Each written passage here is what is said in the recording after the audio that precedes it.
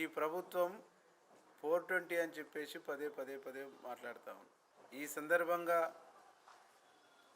కేటీఆర్ని, ఈ సందర్భంగా ఈ జిల్లా మంత్రి మాజీ మంత్రి జగదీష్ రెడ్డిని 2-3 ప్రశ్నలు మేము ఇస్తాం.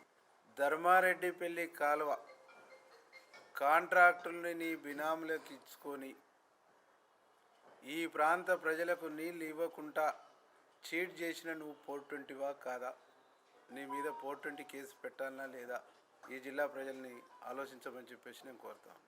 కేటీఆర్ గారు, నువ్వు మంత్రి ఉన్నప్పుడు నెకరికల్లి టౌన్ డెవలప్మెంట్ కోసం వేసినటువంటి శిలాఫలకాలు, ఇక్కడ జరిగినటువంటి నీ టౌన్ డెవలప్మెంట్లో జరిగినటువంటి అవినీతిలో నువ్వు 420వా కాదా? చర్చకు రా, బహిరంగ చర్చకు రా, మేము సిద్ధం.